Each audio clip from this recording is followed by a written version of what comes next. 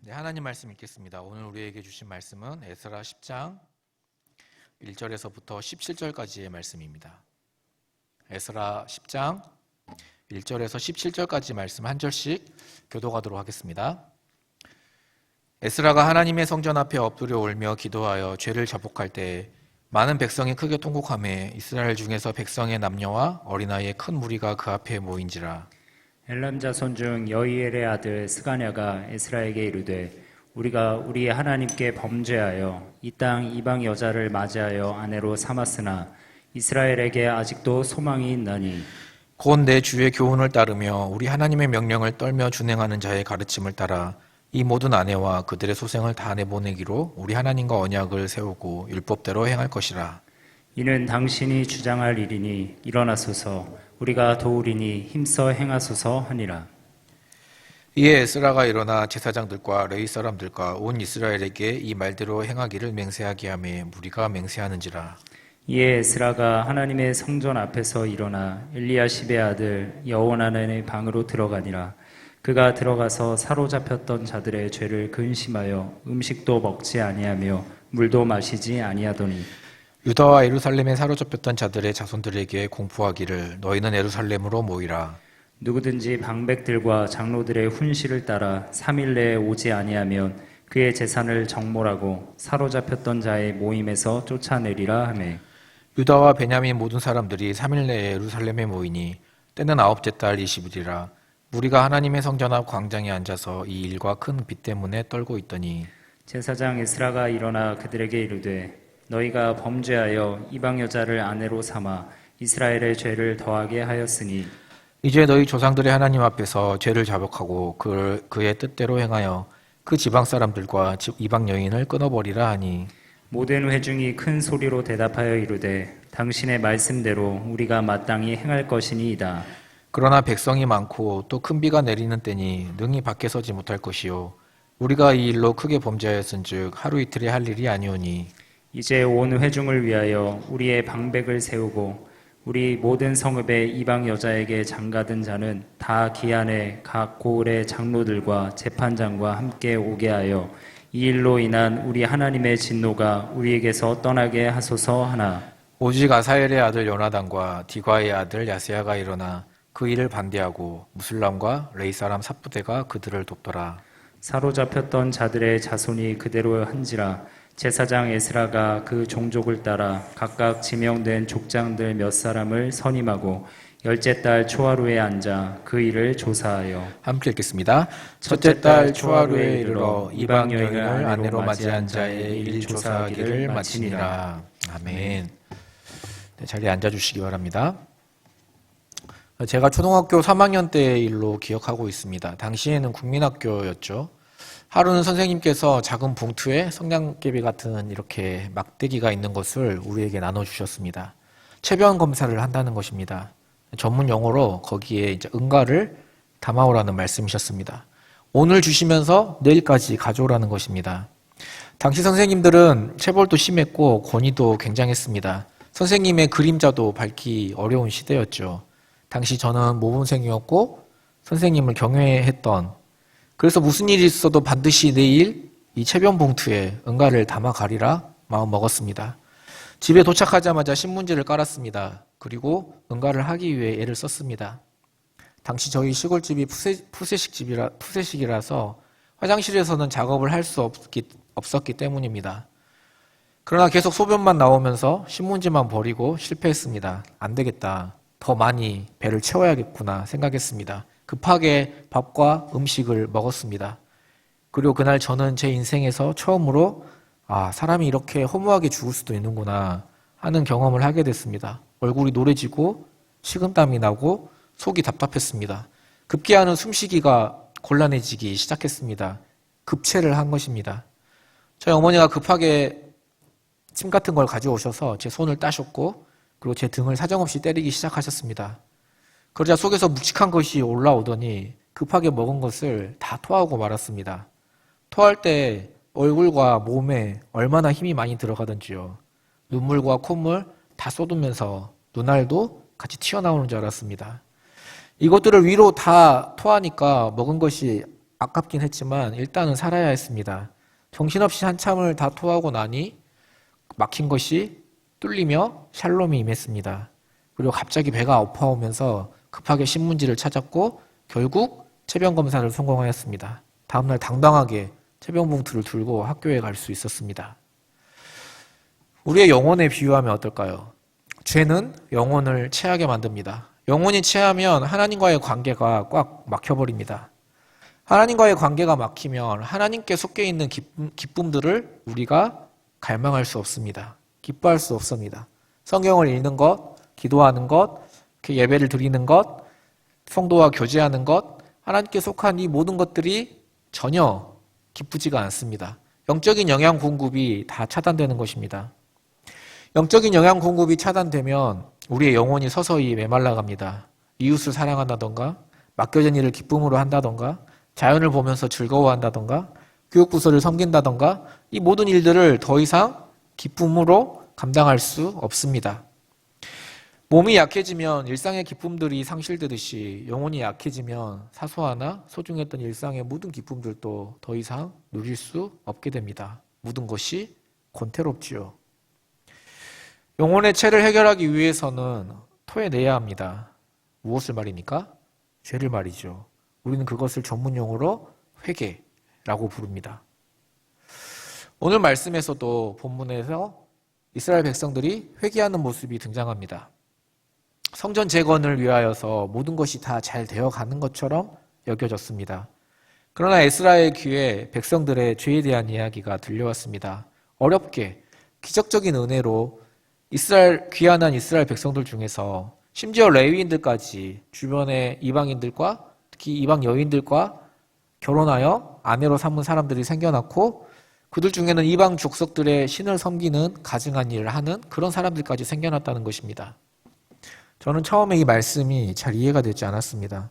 왜냐하면 그들이 페르시아에서 돌아오는 일 자체가 결코 쉬운 결단이 아니었기 때문입니다.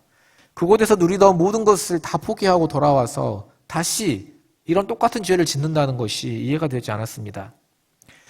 예루살렘으로 돌아오기까지의 이들의 삶에 대한 정보를 역사를 바탕으로 간단하게 설명드리도록 하겠습니다. 에레미야 선지자는 포로로 잡혀간 백성들이 70년 만에 본국으로 돌아오리라는 예언을 하였습니다. 70년간 유다 포로들은 낯선 이국 땅에서 고통을 겪어야 했습니다. 바벨론의 공중 정원은 세계 7대 불가사의의 하나로 포함될 만큼 첨단 건축술의 결과물이었습니다. 바벨론의 천문학 역시 최고였지요. 고대 세계에 많은 영향을 주었습니다. 바벨론 포로들은 그런 당시의 최고의 문명에 속해 있었습니다. 시간이 흘러서 주전 539년에 신흥 강국 페르시아가 바벨론을 멸망시켰습니다. 페르시아의 다리오 왕이 즉위를 하였습니다. 그런데 다니엘서를 보면은 이 다리오 왕 때 다니엘이 세 총리 중에 한 명이 되었습니다. 최고 고위직에 오른 것이죠. 포로로서 어떻게 이런 일이 일어날 수 있었을까요? 당시 페르시아는 관용 정책으로 통치했던 나라였습니다. 피지배 계층도 차별 없이 공직에 오를 수 있는 파격적인 정책을 펼쳤습니다. 세계 역사에도 등장하는 내용으로서 페르시아는 역참제도라는 것을 만들어서 제국 구석구석까지 왕이 파견한 관리들이 그 지역을 다스렸습니다.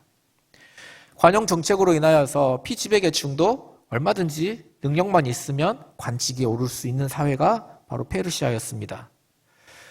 페르시아가 관용 정책의 국가였다는 것을 증명하는 자료가 발굴되었습니다. 바로 사진 한번 띄워주시겠어요? 바로 역사상 세계 최초의 인권 선언문으로 알려진 고레스 칙령입니다. 고레스 실린더라고도 불리우죠. 이 놀라운 유물을 영국의 대형 박물관에서 볼 수 있습니다. 그 내용은 에스라서 1장 1절에서부터 4절에 기록된 그 내용과 페르시아에 억류된 자들에게 자유를 선언한 내용입니다. 고레스 왕이 유대인들을 본국으로 돌아가도록 허가하고 예루살렘 성전 재건을 승인하는 내용도 저기에 들어있습니다. 이 모든 내용이 저 글자 안에 저 고레스의 칙령에 포함되어 있습니다. 주전 539년 바벨론을 멸망시킨 고레스는 536년에 고레스 칙령을 발표하면서 유대인들의 자유귀환을 허락했습니다. 성경의 내용이 박물관에서 역사적인 사실로 증명된 것입니다. 여러분이 인터넷에 고레스 칙령 대형 박물관 이렇게 딱 치시면은 저 비문에 저 실린더에 그 문자를 다 해석한 글까지 다 나와 있습니다.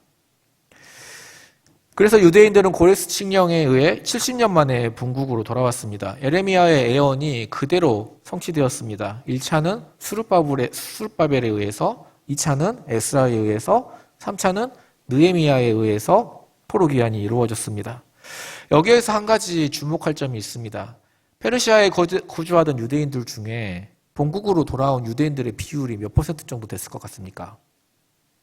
많은 사람들이 돌아온 것으로 생각하지만 실제 돌아온 사람들은 불과 10%에 불과했습니다. 나머지 90%의 유대인들은 페르시아에 남기를 원했다는 뜻입니다. 이 비율은 에스라, 느헤미야, 말라기를 이해하는데 중요한 통계가 됩니다. 실제로 에스라 본문에서도 성전을 재건하러 가는데 성전 일을 할 수 있는 레위인들이 모집되지 않아서 어려움을 겪지요. 본국으로 돌아온 10%의 유대인들은 탈출을 한 것이 아니었습니다. 왕이 자유귀환을 허락했을 때 자원해서 본국으로 돌아온 사람들이었습니다. 이 상황을 다시 재구성해 보면 이렇습니다. 바벨론과 달리 페르시아는 관용 정책을 썼기 때문에 누구에게나 출세의 길이 열린 사회였습니다. 바벨론에 포로로 잡혀왔던 사람들은 70년이 지나면서 대부분 그곳에서 세상을 떠났습니다. 생존자들은 어린 시절 예루살렘 성전을 경험했던 노인들 뿐이었습니다. 나머지는 태어나면서부터 바벨론 문명을 경험하며 자란 세대들이었습니다. 바벨론과 페르시아는 당시에서 가장 최고의 문명을 자랑하던 그런 강력한 국가들이었습니다. 그곳은 치안, 안정, 법, 부, 과학기술, 자녀교육 이런 모든 것들에 있어서 세계에서 가장 탁월한 공간입니다. 생각해 보십시오. 미국에서 태어나 아이비리그 대학을 나와서 전문직을 가지며 완벽한 영화를 구사하고 한국말은 서툴어요. 그러한 한국 사람들이 한국에 오는 것보다 당연히 미국에 남는 것을 선택하는 것이 자연스러운 것처럼 절대 다수는 본국으로 귀환하지 않았습니다. 게다가 예루살렘은 바벨론 침공 이후에 황무지가 되었고 그곳에 사마리아 사람들이 정착하며 위협을 가했습니다. 그러므로 본국으로 돌아가는 것은 모든 안일한 안정과 모든 것을 포기하고 위험하고 고통스러운 일이었습니다. 어쩌면 부모 세대는 돌아갈 수 있었겠지만 페르시아에 태어난 자녀들은 예루살렘을 한 번도 경험하지 못한 자녀들에게 예루살렘으로 돌아갈 것을 강요하는 것은 결코 쉽지 않은 일이었습니다. 만일 내가 페르시아의 한 가운데에서 요직을 차지하고 있고 남부럽지 않은 재산과 권력을 가지고 있다면 그 모든 것을 다 내려놓고 황무지인 예루살렘으로 돌아가는 선택을 할 수 있겠습니까? 솔직히 굉장히 어려운 일입니다. 자, 이런 배경을 우리가 알고 있다면 오늘 본문을 어떻게 바라봐야 할까요? 절대 다수는 그곳에 남아있고 소수의 인원만 복귀했습니다. 결코 쉬운 결단이 아니었습니다. 나름 하나님 나라의 백성으로서의 정체성을 잃지 않기 위해 최선을 다한 것입니다. 두려운 마음으로 많은 위험과 손해를 감수하며 복귀했습니다. 그런데 지금 그들의 모습이 어떠합니까? 레위인 중에서까지 주변의 이방 여인들을 아내로 삼는 사람들이 생겨났고 이것이 왜 문제가 됩니까? 율법으로 금지하고 있었기 때문입니다. 그들 중에는 심지어 이방 족속들의 가증한 일, 즉 우상 숭배를 하는 사람들까지 생겨났다는 것입니다. 에스라는 이 소식을 듣고 망연자실했습니다. 속옷과 겉옷을 찢고 머리털과 수염을 쥐어 뜯으며 티끌 위에 앉아서 정말 성경의 본문 말씀처럼 기가 막혀 했습니다. 하나님께 그 죄악을 고백하는 일밖에 할 수 있는 일이 없었습니다. 에스라는 계속해서 성전에 들어가지도 못하고 성전 앞에서 엎드려 울며 금식하며 기도하고 있었습니다. 우리 에스라 9장 3절 말씀 한번 같이 볼까요? 에스라 9장 3절 말씀 함께 읽겠습니다. 시작. 내가 이 일을 듣고 속옷과 겉옷을 찢고 머리털과 수염을 뜯으며 기가 막혀 앉으니 저는 이러한 백성들의 모습을 보면서 우리의 모습을 보았습니다. 제 자신만 봐도 그렇죠. 저 역시 큰 결단을 하고 신학교에 들어가고 목사가 되었습니다. 그러나 목사가 된 이후에도 여전히 이기적이며 여전히 욕심 많고 여전히 약한 생각에 화들짝 놀라며 내가 목사가 맞나? 목사가 이래도 되는 건가? 싶을 정도로 이런 생각이 들 때가 있습니다. 예수 믿는 사람들에게 참 상처가 되는 말이 있습니다. 특별히 예수 믿지 않는 세상 사람들에게나 예수 믿지 않는 가족에게 들으면 더욱더 그렇습니다. 예수 믿는 사람들이 예수 믿는다면서 왜 그래? 교회 다니는 사람이 그러면 돼? 예수 믿어도 나랑 별 차이 없네. 아니 당신 제자훈련 받았다더니 뭐 제자훈련 아무 소용 없구만. 이런 류의 비아냥거림입니다. 속에서 뜨거운 것이 치밀어 오르죠. 그러나 그게 우리의 실존입니다. 예수를 믿는다는 것 자체가 큰 결단이고 예수를 믿는 이후에도 수많은 결단들을 하지만 우리의 모습은 정작 이전과 크게 다를 바가 없는 우리의 모습을 보았을 때 우리는 좌절합니다. 그 힘들게 제자훈련 과정을 거쳤지만 제자훈련 이전과 크게 다를 바 없는 나의 모습을 보았을 때 마음이 어떨까요? 기가 막힌 일이죠. 이스라엘 백성들도 그랬을 것 같습니다. 90%가 선택한 넓고 풍요로운 그 길을 포기하고 10%의 좁은 길을 선택하였습니다. 성전을 재건하겠다는 결심으로 돌아왔습니다. 그러나 막상 그들의 모습은 이스라엘이 멸망하기 이전의 모습과 크게 다를 바가 없었습니다. 그 다를 바 없는 모습에 백성들 역시 좌절했으며 에스라는 역시 기가 막혔습니다. 그리고 회개했습니다. 그 모습이 에스라 9장 1절에서부터 15절까지 잘 나와 있습니다. 우리가 예수를 믿고 많은 결단을 하고 살아가지만 그럼에도 우리의 삶에는 여전히 회개가 필요합니다. 16세기 종교개혁을 일으켰던 마르틴 루터가 비텐베르크 성 앞에 있는 만인 성자교회의 문에 방방문을 걸었습니다. 그 방방문의 이름은 우리가 흔히 95개조 논제라고 알려져 있지만 사실 방방문의 진짜 제목은 면벌 선언의 효력에 관한 논쟁입니다. 그러니까 교회에서 면죄부를 파는 것에 대한 반대 논쟁을 한 것입니다. 이 글이 종교개혁의 발단이 되었습니다. 자, 그렇다면 그 유명한 95개조 논제, 첫 번째 논제는 다음과 같은 선언으로 시작됩니다. 제가 읽어드리겠습니다. 우리 주 예수 그리스도께서 회개하라고 하셨을 때 이는 믿는 자의 삶 전체가 회개하는 삶이어야 함을 말씀하신 것이다. 우리는 회개하는 삶을 살아야 한다는 것입니다. 자, 그렇다면 회개란 무엇일까요? 처음 예수 믿을 때는 결단하고 열심히 회개했습니다. 그때는 그렇게 기도도 잘 되고 눈물도 그렇게 많이 흘렸습니다. 매일같이 죄를 고백하며 잠자리에 들기 전이나 아침에 일어나서도 기도했습니다. 그런데 시간이 점점 지나면서 죄를 고백하는 횟수가 줄어듭니다. 동시에 눈물도 나지 않습니다. 점점 회개 기도가 형식적으로 되어갑니다. 지난주에 또는 어제 회개 기도를 했던 것을 반복하는 것에 지쳤기 때문입니다. 아니 이놈의 죄는 회개하고 또 회개해도 여전히 기억 속에 남아있으며 여전히 죄책감을 느끼며 여전히 우리를 괴롭게 합니다. 아무리 결단하고 회개해도 사라질 기미가 보이지 않습니다. 자, 그러다 보면 그냥 죄를 고백하면 회개가 되는 것인가? 도대체 얼마나 회개를 해야 하는 건가? 기억이 날 때마다 그 죄를 회개해야 되는 건가?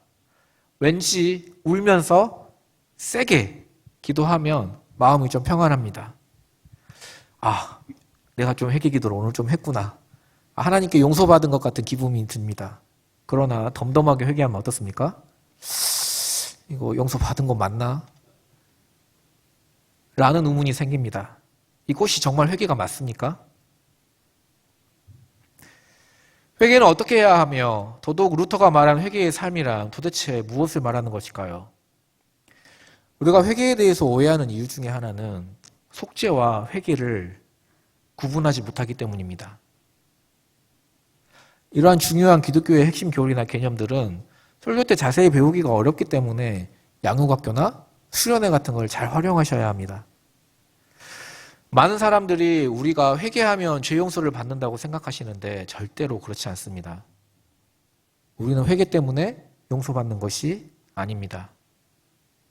못 믿겠다는 눈으로 저를 쳐다보시는데 예를 들어보겠습니다. 어떤 사람이 연쇄살인을 저질러서 법정에 섰습니다. 그 사람은 재판을 받는 동안 자신이 얼마나 끔찍한 죄를 저질렀는지 내면 아주 깊숙이 깨달았고 판사 앞에서 눈물을 펑펑 쏟으며 죄를 고백하고 잘못을 빌었습니다. 회개한 것입니다. 그 고백이 얼마나 진실하고 절절하던지 판사는 그만 너무나도 감동하여서 무죄를 선언해버렸습니다. 자, 여러분 이 판사의 행동을 어떻게 생각하십니까? 의로운 판사입니까? 아니면 불의한 판사입니까? 맞습니다. 피고가 자기 죄를 깨닫고 용서를 구하면 그것이 조금의 감형의 이유는 될지 몰라도 무죄 선고를 내릴 이유는 근거는 하나도 없습니다. 피고는 이미 법이 정한 대로 죄값을 치러야 합니다.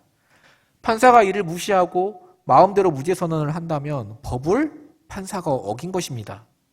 따라서 그는 법을 지키지 않는 불의한 판사입니다. 마찬가지로 하나님께서는 죄인에게 사형이라는 판결을 내리셨습니다. 법으로 정하셨어요. 죄의 싹은 사망.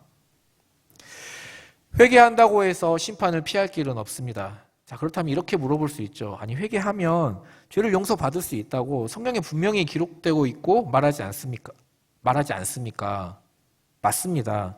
성경은 회개하는 누구나 죄를 용서받는다고 말합니다. 그러나 우리가 죄를 용서받는 것은 우리가 회개했기 때문이 아닙니다. 우리가 죄를 용서받는 것은 십자가에서 이루어진 속죄 덕분입니다. 우리 구주 예수 그리스도께서 우리의 죄를 대신 지시고 십자가에서 죽으셨기 때문에 우리가 죄를 용서받는 것입니다. 그렇게 우리의 죄값을 사망이라는 죄값을 대신 치른 덕분에 우리에게 회개하면 용서받을 수 있는 길이 열린 것입니다. 따라서 죄 용서는 속죄라는 토대 위에 회개를 통해 이루어지는 것이라고 할 수 있습니다. 여기에서 확실히 알아야 할 것이 있습니다. 예수 그리스도께서 십자가에서 하나님의 백성들의 죄를 그 전체에 대한 형벌을 단 한 번에 단박에 다 받으셨다는 사실입니다. 히브리서에 자세히 기록되어 있죠. 그리스도가 죽으심으로 화목제물이 되어서 하나님의 백성들이 받아야 할 모든 형벌을 대신 치르셨고 우리는 하나님께 받아들여질 만한 공로를 받게 되었습니다. 이 모든 것이 예수님의 십자가에서 이루어진 선물이고 공로입니다. 그런데 우리가 이 선물을, 이 공로를 실제로 누리고 받기 위해서는 우리가 회개와 믿음으로 그리스도께 나아가야 합니다. 이것을 최초의 회개, 즉 회심이라고 합니다. 중생, 이런 말 들어보셨죠? 거듭남 뒤에 처음으로 회개하고 믿음으로 그리스도께 나아갈 때 성도는 그리스도께서 십자가와 부활로 획득하신 공로 전체를 영단번에 받습니다. 영단번이라는 말은 다시 받을 필요가 있다는 것입니까? 없어요. 그 순간 우리는 과거의 죄와 현재의 죄와 미래의 모든 죄를 속함받습니다. 하나님께서는 우리를 기쁘게 무죄로 선언하실 뿐만 아니라 당신의 자녀로 그리스도의 신부로 하나님 나라의 백성으로 받아들여 주십니다. 그런데 여기에서 몇 가지 오해가 생겨납니다. 가장 대표적인 것 중에 하나만 이야기하면 우리의 과거와 현재와 미래의 모든 죄를 용서받았다면 굳이 더 이상 회개할 필요가 있을까요? 더 이상 회개할 필요가 없다는 오해입니다. 그 유명한 구원파의 주장이기도 하죠. 이단입니다. 그러니까 우리가 처음 회심하고 예수를 믿으면 속죄의 공로 전체를 받기 때문에 이후로는 회개할 필요가 없다는 것입니다. 다시 회개를 하면 오히려 속죄의 공로를 믿지 못하는 죄를 짓는 것이라고 보는 것입니다. 그래서 그들은 언제 구원받았느냐고 우리에게 묻습니다. 그래서 우리가 어물쩍 대답을 못하면 바로 그들의 이론으로 우리를 치고 들어오는 것이죠. 그럴듯하게 들리지 않습니까? 실제로 많은 성도님들과 청년들에게 이 부분에 관해서 설명을 하면서 구원파가 무엇이 잘못되었는지 설명해 보라고 하면 대부분 명확하게 잘 설명하지 못합니다. 그들과 우리의 차이를 이해하지 못합니다. 십자가에서 모든 죄를 속함 받았으니 더 이상 회개할 필요가 없는 것 아닌가 하는 의문이 드는 것입니다. 이것은 회개가 무엇인지 전혀 모르기 때문에 일어나는 오해입니다. 회개는 마음과 삶을 돌이키는 것입니다. 그러므로 회개 기도가 회개가 아닙니다. 회개는 단순히 회개 기도를 말하는 것이 아닙니다. 회개 기도가 죄를 지우는 무슨 효력이 있는 것이, 효력이 있는 의식 같은 것이 아닙니다. 하나님 앞에서 우리의 죄를 실제로 무효로 만드는 것은 그리스도의 십자가입니다. 우리는 그 십자가의 공로로 날마다 회개할 수 있는 은혜를 얻는 것입니다. 최초로 회개할 때, 회심할 때 신자의 내면에는 두 가지 일이 일어납니다. 하나는 신분상, 위치상으로 죄가 없으며 의롭다고 인정받는 것입니다. 이걸 전문 용어로 칭의라고 하죠. 법적 용어입니다. 의롭다고 선포한 것입니다. 다른 하나는 신자 안에 내재한 죄가 결정적으로 패하고 십자가에 못 박혀 그 세력이, 죄와 죽음의 세력이 멸하는 것입니다. 또한 신자의 내면에 하나님을 사랑하고 그분의 의를 쫓으려는 선한 의지가 자리 잡습니다. 그럼에도 불구하고 우리는 오늘 본문의 이스라엘 백성들처럼 예수를 믿음에도 불구하고 또 죄를 짓고 다시 넘어집니다. 그럴 때 우리는 구원의 확신을 잃어버리기도 하고 신앙생활의 기쁨과 만족을 느끼지 못하며 하나님에 대한 열심도 열정도 사라집니다. 하나님과의 관계가 체한 것처럼 꽉 막혀버리는 것입니다. 마땅히 누려야 할 아버지와 자녀 사이의 친밀함을, 그 관계를 누리지 못합니다. 이때 신자는 회개하게 됩니다. 여기서 다시 헷갈리시면 절대 안 됩니다. 이것은 회개이지 속죄가 아닙니다. 그리스도가 속죄해 주셨기 때문에 죄에 대한 형벌은 이미 끝났습니다. 이 형벌에 대한 두려움으로 회개하는 것은 옳지 않습니다. 그럼에도 불구하고 우리가 죄를 지음으로 하나님과 우리 사이가 체한 것처럼 꽉 막혔기에 우리는 계속해서 하나님께로 돌이켜야 합니다. 거듭거듭 말하지만 제가 이렇게 거듭거듭 회개에 대해서 강조하는 이유는 제가 바로 오랜 시간 동안을 신앙생활을 이 회개에 대한 오해를 한 채로 오랫동안 신앙생활을 했기 때문입니다. 저는 구원파와는 정반대로 생각을 했습니다. 제가 모든 죄를 직접 다 회개해야, 모든 죄를 일일이 다 회개해야 용서받는 것으로 생각했습니다. 그래서 정말 회개를 열심히 했죠. 정말 회개를 열심히 했지만 그 죄에서 결코 자유함을 얻을 수가 없었어요. 오히려 더 죄에 눌리는 것 같은 그런 마음이었습니다. 다시 말하지만 우리의 회개가 우리의 죄를 없애주는 것이 아닙니다. 그리스도의 속죄가 이루어낸 무흠함을 근거로 하나님께 돌이키려는 마음의 표현이 회개입니다. 그러므로 예수님께서 우리에게 회개하라고 말씀하실 때는 너 회개 안 하면 벌 받을 거야, 이런 의미도 아니고 우리를 괴롭게 하시기 위함도 아닙니다. 우리를 다시 용납하시고 받아주시고 관계를 회복하시고 아버지와 자녀 사이에 그러한 친밀함을 누리게 하시기 위한 하나님의 너무나 사랑스러운 말씀입니다. 회개는 제사처럼 자신의 특정한 죄를 없애는 그런 의식이 아닙니다. 우리는 죄인이라는 성향을 가지고 있기 때문에 회개 역시 우리의 성향으로, 우리의 삶으로 살아내야 하는 것입니다. 이 세상에 의인은 없죠. 두 종류의 죄인이 있을 뿐입니다. 자신이 죄인인 줄 깨닫는 죄인과 자신이 죄인인 줄 깨닫지 못하는 죄인, 이 두 종류의 죄인만 있을 뿐입니다.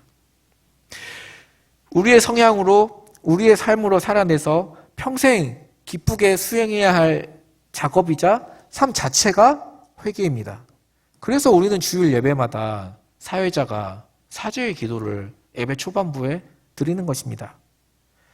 그래서 회개할 수 있다는 것 자체가 어떻게 보면 구원 바로 그 자체입니다. 왜냐하면 구원받지 못한 사람이 과연 회개할 수 있을까요? 회개할 수도 없고 회개할 권리도 없습니다. 그러므로 회개는 우리의 죄를 속한 그리스도의 십자가의 의지에서 평생토록 하나님께 돌이키는 삶이라고 할 수 있습니다. 루터가 이야기한 회개의 삶이란 바로 이런 의미인 것입니다. 우리는 회개하지 못하는 삶에서, 회개할 수 없는 삶에서 회개하는 삶으로 구원받은 것입니다. 그러므로 우리의 매일은 회개로 하나님께 돌이키는 삶으로 가득해야 합니다. 그것이 기쁨이에요. 회개를 멈출 때 타락이 시작되는 것입니다. 기쁘게 회개하십시오. 즐거이 우리 구주께 나아가십시오. 회개 기도를 하는 것은 물론이고 삶 전체를 하나님께 돌이키십시오. 우리가 이미 죄를 용서받았고 더 이상 정죄받지 않으리라는 소망을 근거로 매일 하나님께 돌이키십시오. 오늘 본문 에스라서 10장 1절 2절 말씀 우리 함께 읽겠습니다. 함께 읽겠습니다. 시작. 에스라가 하나님의 성전 앞에 엎드려 울며 기도하여 죄를 자복할 때 많은 백성이 크게 통곡하며 이스라엘 중에서 백성의 남녀와 어린아이의 큰 무리가 그 앞에 모인지라.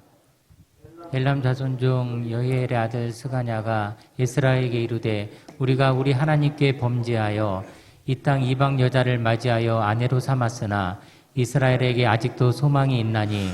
저 구절에서 밑줄 그어야 할 부분이 있다면 저 마지막 구절입니다. 이스라엘에게 아직도 소망이 있나니. 이들에게 아직도 소망이 있는 이유가 무엇입니까? 아직 하나님께 돌이킬 수 있기 때문입니다. 에스라의 회개 기도로 시작한 그들은 성전 앞에서 많은 백성이 크게 통곡하며 많은 백성들이 모였습니다. 그리고 모든 백성들을 예루살렘으로 모아 죄를 자백하고 그 지방 사람들과 이방 여인과의 관계를 끊기로 결단합니다. 우리 10장 11절 12절 말씀 한번 같이 볼까요? 우리 함께 읽겠습니다.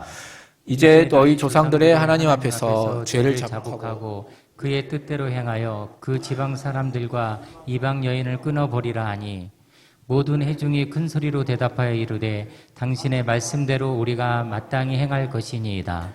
그들은 단순히 자복하고 죄를 자복하고 회개 기도하고 통곡하는 것으로 끝나지 않습니다.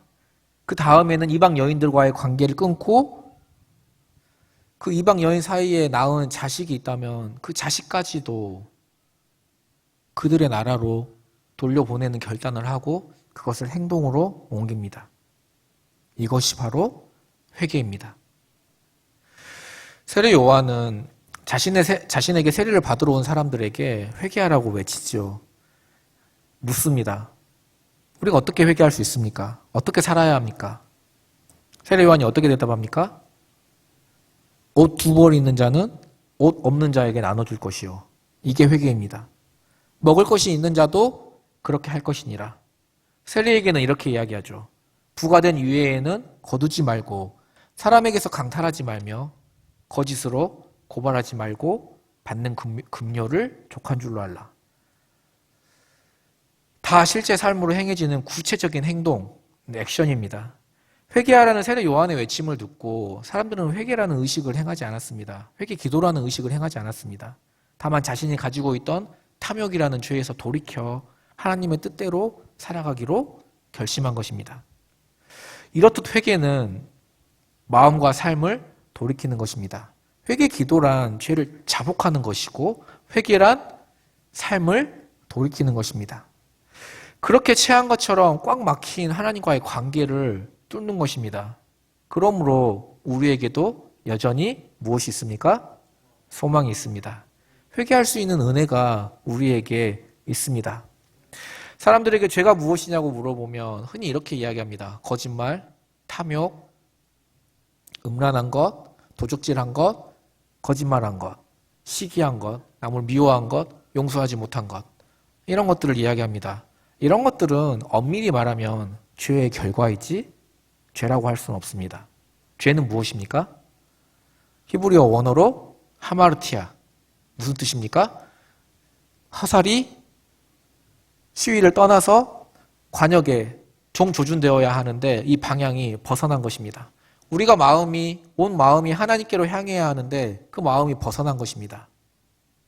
그걸 돌이키는 것을 히브리어로 슈브, 돌이키다, 회개라는 뜻을 가지고 있습니다.